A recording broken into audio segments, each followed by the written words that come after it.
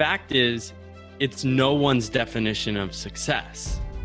We say this is successful, but there's literally no one person that's writing down this is the definition of success. It's an emergent feeling that people have, but nobody actually holds you accountable for this. It's some unknown person's version of success that we're all just accepting. And we can change this narrative like any day if we want.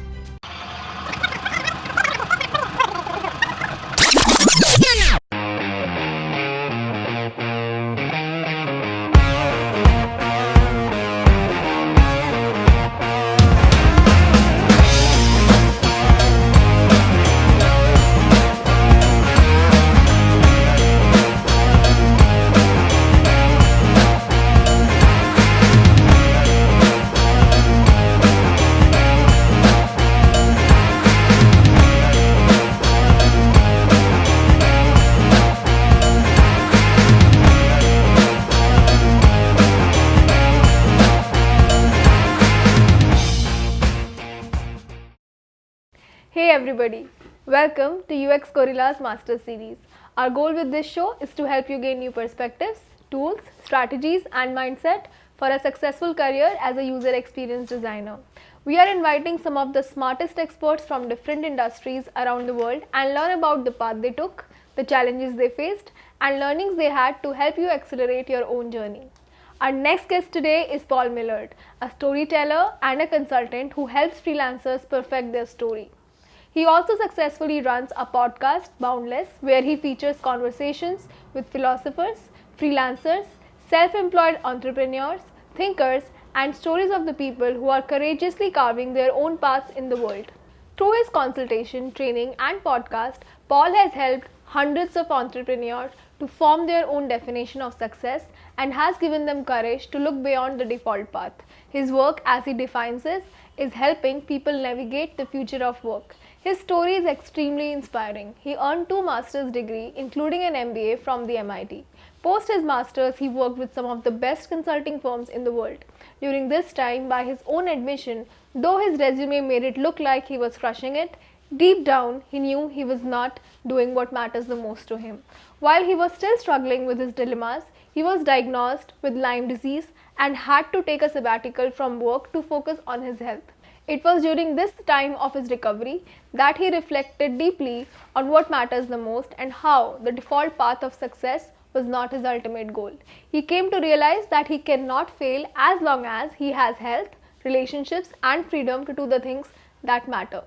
Armed with the new perspective on his relationship with work, he started to help people who felt frustrated or were stuck in companies that treated them poorly.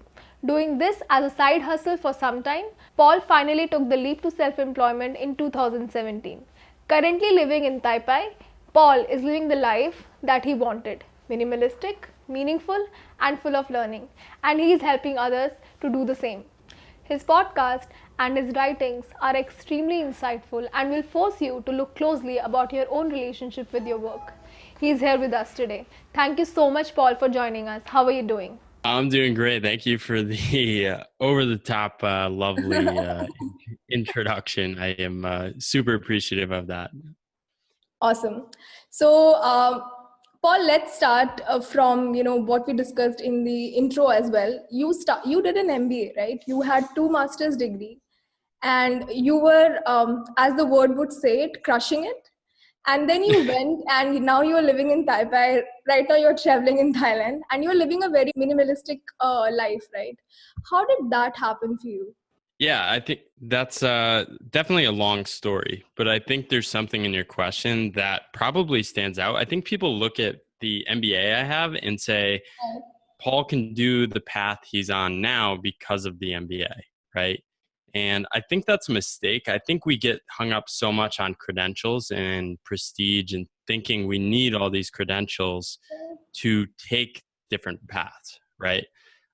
And this makes sense, right? Early in your career, you often want to work for some of these good companies to develop skills and get access to good training such that you can do other things. But really, a lot of it came from unlearning what I learned in business school, which is that you should kind of always pursue your career, always be making moves to progress your career, work on your story, work on your narrative. And although you gave me a illustrious introduction, I don't really know what I'm doing. I'm making it up as I go. And I think a lot of that is around experimentation, trying new things and seeing, okay, what can I learn from this such that I might be able to figure out what to do next or what I'm learning from it. I would like to confess something. It's not easy to not get swayed away by the the credentials that you have. So I think even I did that mistake while I was writing your intro. I remember writing something on the lines of prestigious college, and you mentioned and you corrected me, and I'm really thankful. You said that I don't want to use the word prestigious because then it sets wrong expectations. I was also going through one of your articles where you mentioned that at the time when you were consulting and moving up the corporate ladder, you felt as if you were winning a prestige bingo, right? So what is that problem with the word prestige, and why do you think it's a wrong word? Well, I think it just fits into a default narrative of success, right? And it works for some people. Some people like those paths. I don't want everyone to follow my path. And I think what my mistake was early on in my career, I wanted to break into strategy consulting. And I went to the type of schools where people said, you can't actually do that because you went to the wrong schools. You didn't go to the prestigious enough schools, right? And so that just kind of like fired me up. And I wanted to break into strategy consulting, first of all, because I thought it'd be an interesting career. But second of all, just to prove them wrong. And what I found was that I actually did like strategy consulting a lot. What I didn't like is a lot of the things that come from working in big organizations, the hierarchy, the positioning, the politics. I actually love the core work.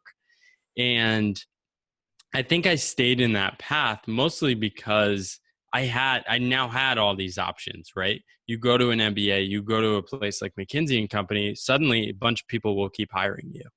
And it's crazy to say this, and people are like, oh, you can say this now looking back, but I really wish I had like worked at McKinsey for 2 years and then gone out and tried to carve my own path then and started some of the experiments then. But I think the availability options tricked me into, okay, I can try the next thing, I can keep tweaking. But every single time there was this gut feeling of like something is off. And it wasn't until I met other people that were carving different paths that I kind of started imagining something else than just this path of success. And the other thing to note is you basically never get any criticism if you're working in one of these companies that are perceived as good.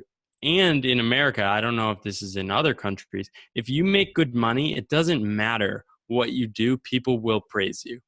Right. Paul is successful, Paul is a good person, and we tie self-worth to income and status, and we need some of these metrics to figure out who's important in our communities locally, but it doesn't make sense when we're applying it to a national scale.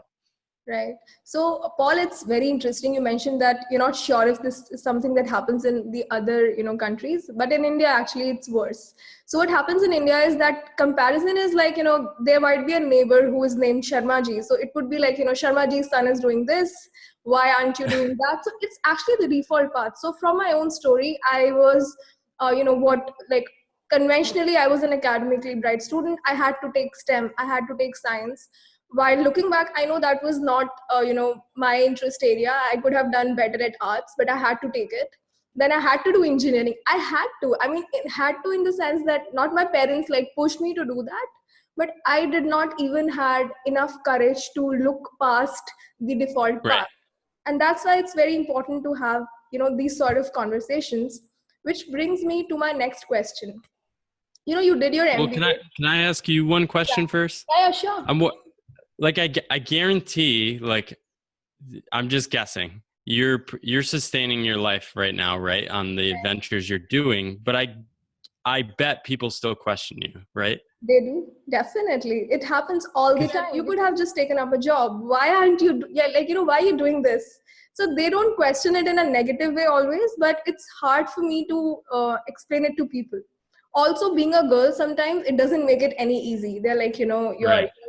you're passing your marriageable age. You should be doing this, doing that. You should be. So I actually have a very, I have a problem with the word should. So yeah, Right. that should actually has destroyed multiple dreams, broken many Well, dreams actually. It's true. yeah, that goes back to the default path point, right? I opted into this prestigious path, right? But the fact is, it's no one's definition of success. We say this is successful, but there's literally no one person that's writing down this is the definition of success. It's an emergent feeling that people have, but nobody actually holds you accountable for this. It's some unknown person's version of success that we're all just accepting. And we can change this narrative like any day we want. So yeah, Right. it's changing. And yeah, the most important thing is that why you're doing what you're doing and is it meaningful to you? Absolutely. Makes sense. So you had done 2 masters, so it was definitely not easy, but you still did it because A, you wanted to do it, B, you wanted to prove something to the people who said that you can't do it. So let's say if somebody is contemplating right now to do a master's and they also have an internship opportunity in the similar field of interest that they want to pursue a master's in. What do you think should be their thought process to make that sort of decision? Should they take up the studies or should they have should they take up the internship opportunities? Yeah. So, I mean, my first advice to people is always never listen to my advice because they kind of know what they want to do and trust their guts. But I think one question I do ask people when they're considering a grad degree is like, what do you want to do after, right? What is it for? Is it for your confidence to feel better about yourself? Is it for skill building? Is it for access to jobs? And how could you get access to all those things without that grad degree now, right? It may just be a confidence thing of feeling I'm not good enough because I don't have an MBA. And to be honest, like I didn't even put that much thought into it. I was young and really just trying to like grab as many credentials as I could. I had no idea where my path would lead. Now, the fact is you go into these paths and you are able to to go after jobs that you can make a lot of money. I make far less. I'm going to make far less this year than I did prior to the MBA. Now I can sustain my life, but that was a choice. And it's saying, okay, I want to live a simpler life and have more flexibility to pursue some of the things I want, writing and things like that. So if I was making a few $100,000, I would argue, okay, maybe the MBA made a difference, but I've actually opted in the other direction.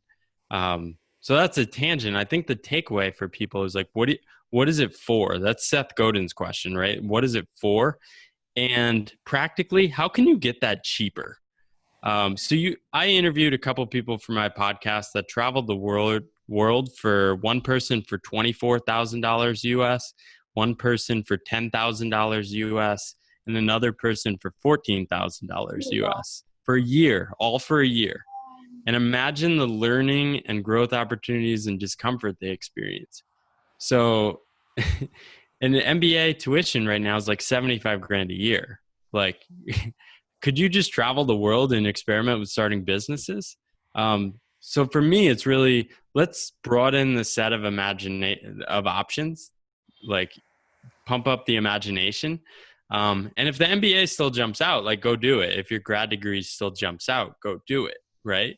I think universities are incredible environments, and they give you a perfect story to take a step away from a career track where you can get some breathing room and perhaps figure out what to do next. So some people really do good when they have certain matrices to measure. So how do you measure if what you're doing is working or not? Like, how do you measure it? What's your metric for success? It's hard. I need to get better at it. I mostly communicating with people who reach out, right? So I've gotten good feedback on my writing, and people keep reaching out and connecting with my writing. And so one, I have loved writing and the process of trying to get better at it. I think it's like a lifetime thing because I don't know if I'll ever be that good. But I'm getting the feedback too that it's resonating with people. So for me, it's okay, let's purposely carve out more time to work on something like this. So I've been reaching out to people to write more publicly for different publications and seeing, okay, can I do this? Then once I do that, perhaps I can do more. Right. So really it's like one-on-one conversations with people. Is it resonating deeply? And especially like if somebody buys something from me or offers me a gift, there must be something there, and I'm going to engage deeply with that person and say, what more can I do for you? What can I offer you? I don't have a metric. The metrics are more like, am I proud of how I'm spending my time? Or am I embarrassed of the work I'm doing? Right. So, you talk about storytelling, you write, and you're improving at that constantly. So, for those of us in the audience who do not know what storytelling is, could you elaborate on what storytelling is and why it's a very essential skill? So storytelling is pretty much what you did at the beginning of this interview. You told a story about where I've come from and where I'm headed and why, right? And I mean, that was a gift in itself, like you putting in the time to like understand and communicate me as a person and like what I'm all about, right? Now they're important because when you tell a story, it connects with other people. I think Jerome Bruner was a psychologist that did research that showed that stories are 22 times more memorable than facts. And a lot of this is because they light up our emotions, right? Anything that becomes emotional is more memorable. The most memorable stories ignite two hormones in our body, cortisol and oxytocin. And it's all about, like with the cortisol, it's like, that's kind of like the stress hormone. It grabs your attention, right? So that's around like saying something different. Instead of responding, I'm an accountant, you could say, I speak the language of business and help my company figure out where it's headed, right? And then two, the oxytocin is about making us empathetic. So like that often is about communicating vulnerability. So you read about my story with like overcoming Lyme. Like that was really terrifying for me to publish. I had written something, I had shared stuff privately with family and friends, but I wrote something that I didn't put out there for a year and a half because I was terrified. And when I put it out there, I suddenly had all these people reach out who were like dealing with chronic illness and overcoming things. And I connected with them as friends, and it was like incredible because it made them empathetic and saw me as a human instead of just another guy that's just trying to like carve my own path or scream loud about what their entrepreneurial ventures are about. So let's say there's a freelancer who's a designer and they are right now working on creating a profile. So how can they use storytelling? Like what should be the steps if there is a process? Like what should be the questions that they should ask to come up with a story for themselves? Yeah, so I think practically just take the step of getting it out of your brain. I think we all just take what's in our brain and then communicate it verbally, right? And we're actually missing a step there. We're missing the step of like coming up with like of processing our thinking. Like, what do we actually think? And I mean, writing is probably the best way we can do that. You can also record yourself in a video and kind of review it and look back at it. But get it in a different mode of thinking, write it out. So what I have people do is like write out like, what are the 10 stories you're most proud of in your life? Like these can be like 2 or 3 sentences. And then go through those 10 and say, what are the themes? What are the key things that stand out? They're often very different than what you're actually talking about, right? People will say, I want to work in finance because I'm fascinated with the markets. So what? Right? Like, what is special about you? Right? Like, I worked with a client and I do some digging, and he suddenly tells me that because he learned finance in high school, he was able to save his family's business. It's like, oh crap, that you need to tell that, right? Like that is interesting, more interesting than I want to go into finance because I want to like, I'm interested in the markets. So coming up with like the real story. So one is writing. And then I've been using a framework with people around this book Impossible to Ignore by Carmen Simon. She's a PhD cognitive neuroscientist, and she has this framework around memorable content. And you basically want to be perceptive, like ignite the perceptions and senses. Cognitive, you want it to be like intellectually sound, and you want to third have meaning. So tell people what that means, right? So there's different examples she offers in the book, but let's just apply it to like an AIDS researcher, right? This person could introduce himself and say like, hey, I'm a researcher at a lab, right? Okay. No, like nobody wants to learn more. Two, they could add the intellectual element, like I work in a team of researchers that helps understand the AIDS virus and wants to cure it, right? Or three, you can add another element, which is like the meaning, right? Every day we're not making progress on this disease, 10 people die. Wow. Right? Somebody introduces their story around that. You're like, oh crap, this person is motivated, driven, and is really doing something that matters. Now, I'm not curing AIDS, doing what I'm doing, but I'm constantly playing around with like, what message am I trying to put out there? So you really want to test this. You don't have to like finish it, right? Put it out there and see if people respond to it. Test it in person. When I was experimenting with some of the stuff a few years ago, I was much more doing like organizational change work. And I would say, I want to help make the working world suck less. Right?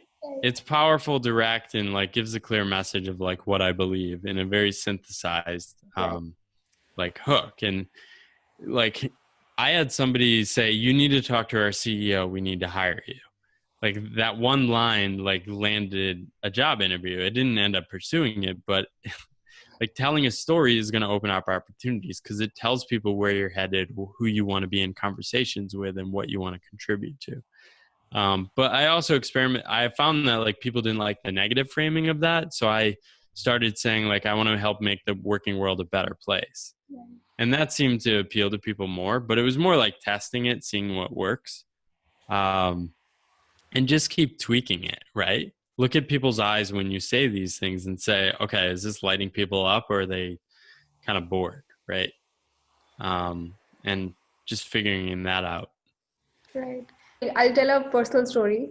Yeah. I was actually like, my first venture, I failed at it. Like, it could not do well. And for a very long time and when I started my second venture, though I started doing well, but for a very long time, I did not update my LinkedIn because I felt so stuck with that one story that I have written out on LinkedIn. Like it was, it took me so much courage to actually change the profile because suddenly I felt so like, I felt that people would start questioning me. They would ask that, why am I starting a new business now? Automatically, they would come to know that I have closed the first business. Probably people will ask. So I grew attached to that one story so much. And, the moment I put the word out, like I updated my story, there were so many people who genuinely reached out and asked me that, okay, Jagdi, what are you doing now? And I actually ended up, few gigs from that. But I wish I could have done it earlier. It's just the fact that you grow so attached to your story. So something that you said is very powerful. You don't have to, keep it as a final thing written on the stone sort of a thing. It can keep evolving. Definitely, it should evolve. Right. And that goes back to my first point, right? I was in the corporate world for 10 years with one story of I am a driven, high performing person in the strategy consulting industry, right? And I didn't know how to kill off that story. But I think like our world basically forces us to like evolve our identities almost constantly. It's super stressful, right? Like it'd be much easier if we could just have one identity and keep it for a long time. But if you want to do creative work, if you want to do the things that bring you alive, you're going to need to reinvent yourself. Absolutely amazing and absolutely beautifully presented. Before doing these interviews, I also reached out to the community and I asked them what are some of the questions that they would want to, get answers to. So one of the questions that got asked a lot was, as freelancers, how do you manage your time well? Like, how do you make sure that you are learning? and you are at the same time also doing work, and you're managing your, you're being more productive.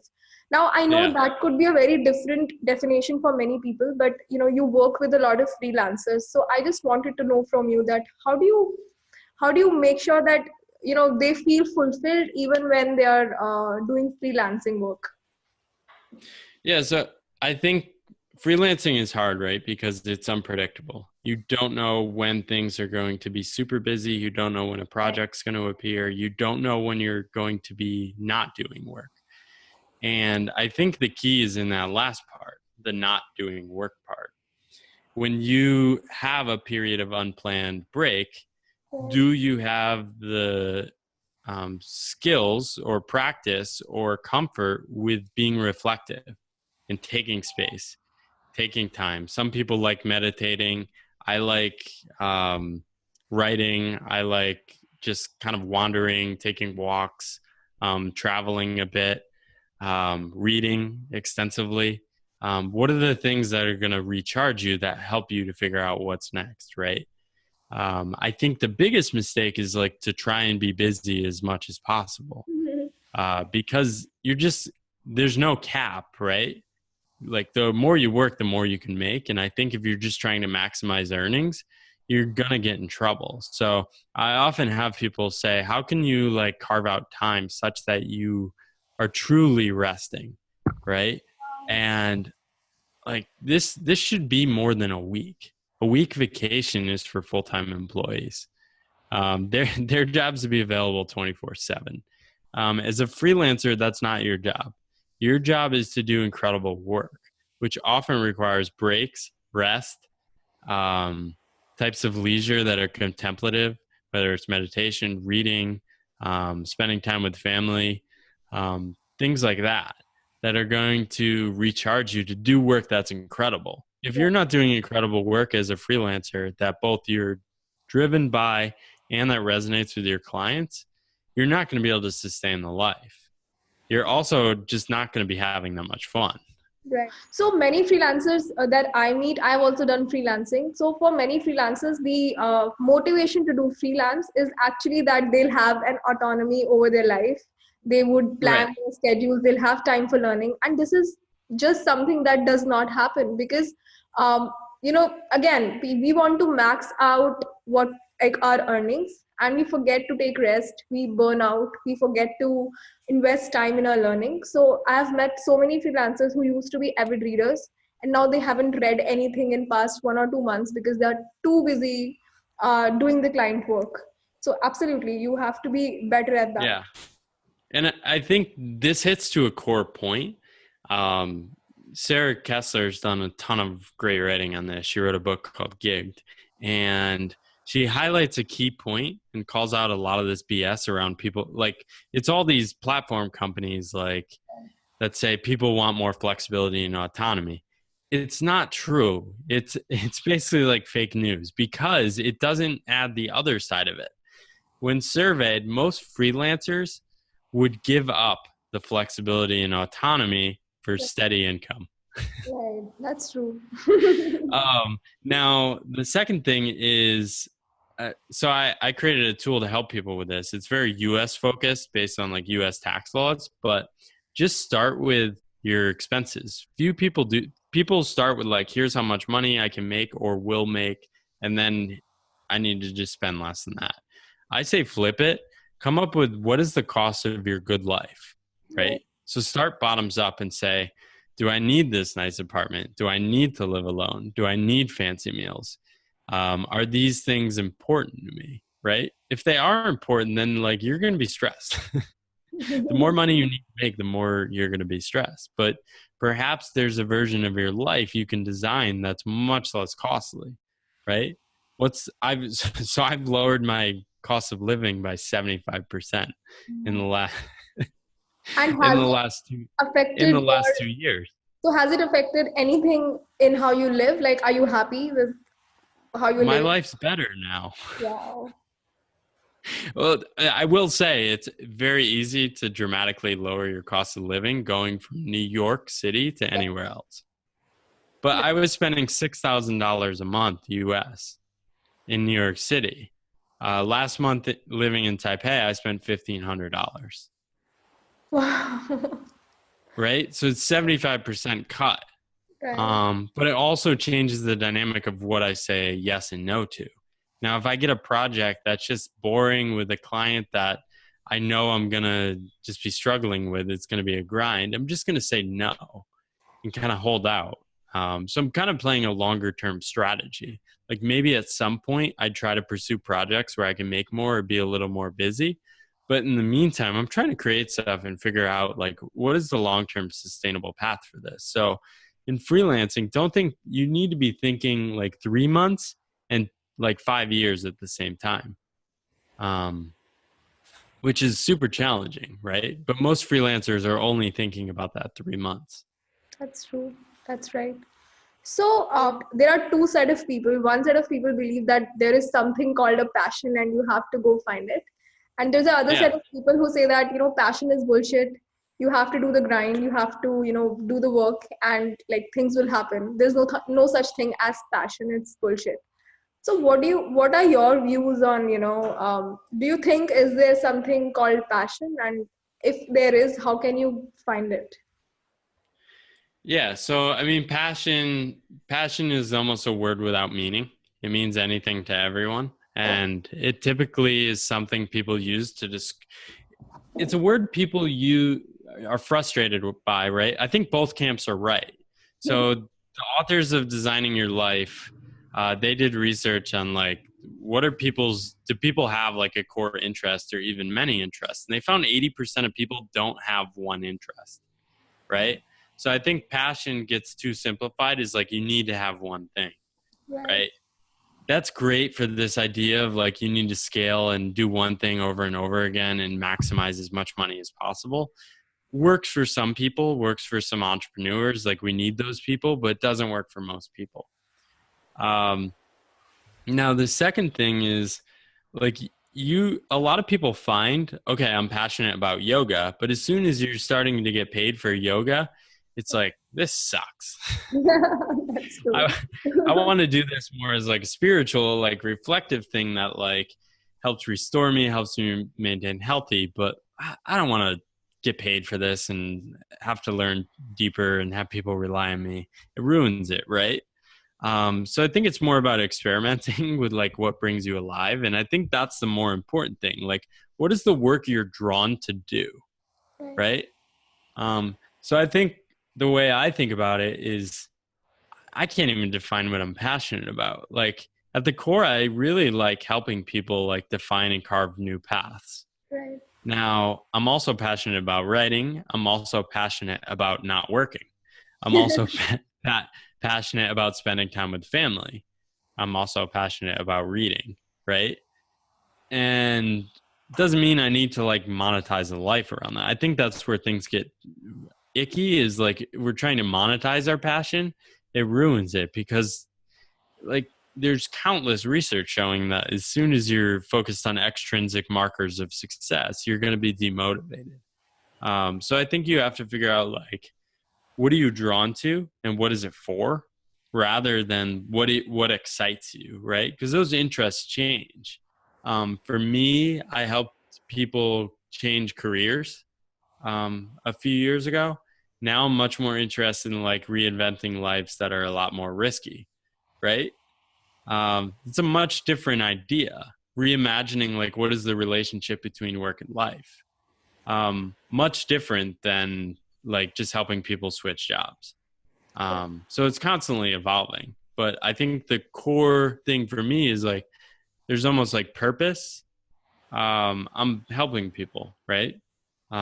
Maybe I help some, maybe I don't help others, but it's a lot more fun. And I get thank you notes from people now and say, this really impacted me or this really helped me. And that's game changing. Nobody I ever worked with in my full-time job ever sent me thank you notes and said, this really impacted me, right? They're just like, you're late or there's spelling error. Right. So it's a different kind of work. Right.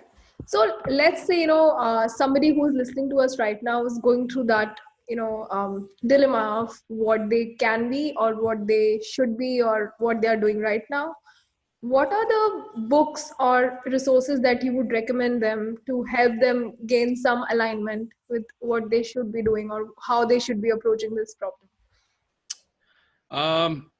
So I think there's like the Carve Your Own Path books, like Seth Godin, Linchpin. I think everyone should read. Definitely. Another one is Derek Sivers, Anything You Want. It's a story about his entrepreneurial path. And it's much more around carving a path that was like true to himself, right? He did all these things where people said, you can't do that. And he would just do it anyways. And he discovered his own path through basically not following the rules. So Linchpin for sure. Derek Sivers. And then I think it's important to read about like the fragility of life. Like one book that resonated with me early was Tuesdays with Morrie. It's about a man who's dying. And what makes it stand out is that all throughout this journey with this guy, Mitch Albom, who visits him once a week, there's these incredible people that are emerging from his life that are just coming to say thank you. Like they loved the man. So many people loved this man, and you realize that he lived his whole life to like build communities and like have people, right? It wasn't people from his profession. It was people, his former students, it was people in the community he impacted. So what is it all for? Like at the end of the day, like what are the regrets that are going to pang you that you want to avoid today? Oh, amazing. So you are actually, while you are helping people reimagine their relationship with the work, you are also, and while you are doing this, your experiments with the future of work, what do you think, Paul, are few of these skills or few of the mindset that people should start cultivating to actually do well in their careers? If you have any suggestions on that. Yeah, I think I would broaden it just to life, right? I think we focus too much on work as like we need to reinvent ourselves for work. Right. A lot of the advice around the future of work is not that great. It does all these projections of here's what the future jobs are and here are the skills. Here's the facts. Like the day-to-day jobs people are doing are not that different than 5 years ago. Right. And HR doesn't even know how to figure out how to hire for these skills. So don't get these skills because you think a job requires them, right? Figure out what you're actually good at and keep finding ways to do more of it, right? If you're drawn to write, figure out how to get better at writing. Like send it to people, hold yourself accountable. I think more broadly, reinvention. Like figure out how to make yourself uncomfortable. We spend too much time, I think, at least in the West, of like trying to get more money such that we can get more comfortable, right? Such that like anything with stress, this is the danger of like making a lot of money. If you're stressed, you can pretty much find anything to solve that problem, right? If you're stressed about doing laundry, boom, pick up on your phone. If you're stressed about, so we remove all these discomforts. So I think a couple things to do that are like one, do experiments on your own on the side, make yourself uncomfortable, maybe a side hustle. Two, you can go travel to a foreign country. There was a giant spider in my room in Thailand last week. And I was terrified. We don't have giant spiders in the US. I like jumped on the bed and I was like, holy crap. But you look it up and you're learning about this, and it's not a deadly spider. It's like super helpful for the environment. And like, if it does bite you, it's like a minor bite, but holy crap, like I'm not going to be that kind of this uncomfortable or like lost in a place. And that's what travel is, can be great for. And travel is often super cheap. If you're traveling in Asia, you can live on like $10 a day. And a lot of places, Europe is very cheap to travel to. Couch surfing, you can do that. I've done that across the country as well. Amazing. Great. So you are generously giving away one of your courses to our community. So can you tell us more about the course that you are going to give us? Yeah, so it's actually a course I created a few years ago. It was part of my evolution of saying I didn't really want to help people with like the career reinvention and the story stuff anymore, mostly because I wanted to challenge myself to do different things. Right. So I basically wrote up everything I had learned. Wow. So I created like a playbook that's like a 60-page playbook people can fill out to like craft their story, come up with like where they're headed, do this self-reflection of like what they're all about, what are their strengths, and also created a course. It's framed around like coming up with your resume, but it's really about coming up with your story. And it walks people through this exercise of coming up with the 10 stories from your life and then coming up with the themes and then figuring out how do you tell that story. And there's some examples in there, and that seems to have really helped people. The cool thing is like I sent that course to somebody a couple months ago, and then they sent me back their resume and it was like so much better. Wow. And it was so cool to like see somebody just like intuitively grasp some of these topics I'm trying to convey. But yeah, like I offer that to most people for free. I also have a course around like strategy consulting skills. So how do you communicate clearly? How do you structure your thinking? How do you create persuasive arguments? How do you create PowerPoint presentations? How do you create memorable content? I offer that on a gift basis as well. I do a lot of my work in the gift economy, which is like pay what feels right. You can offer different tiers of pricing, or you can just shoot me an email and I'll offer the course to you as a gift for free if you don't have the means to pay. Yeah. So have that. Have a bunch of stuff on my site as well. I have the freelance target income calculator that does some of that. What is the cost of a good life? And then figures out how many hours do you need to work to sustain this life and at what rate. I have a fear setting exercise. These are all free. People can download fear setting exercise that helps people manage a shift and helps people put down on paper, like what are the costs of not changing and what are the benefits of even a partial success of a shift. It's built on some of the stuff Tim Ferriss has shared, but that's all there. Everyone can download that, and I can give you the link in the notes as well. Wow. And let's say if somebody wants to reach out to you, where can they find you? I'm really easy to find. You can go to my site, think-boundless.com. You can also just find me, Paul Millard, on LinkedIn, Millerd. I think I'm like one of 2 Paul Millards in the world on LinkedIn. So as long as you spell it right, you'll find me. Super responsive. Like if people want to have a conversation with me, I'm happy to connect. I have something on my site where you can just book a curiosity conversation with me. No purpose, no agenda. Let's just learn from each other and see what happens. I think this is kind of how we connected. Right. And just reach out. Like I love being in conversations around like how people are reinventing, how they can do better work. And this is the work that fires me up, that I'm drawn to. You could say I'm passionate about it, but really just want to help as many people as possible and trying to figure out my own path in the meantime. Wow. Thank you so much, Paul. It's overwhelming, the kind of knowledge and the kind of experiences that you've shared. I think it takes a lot of courage to actually be vulnerable, share your story and admit that, okay, I don't know what I'm doing yet, but I am, making it as I go with it. So amazing. I'm sure that there is a lot that listeners are going to take out of it. Thank you so much for doing this, Paul.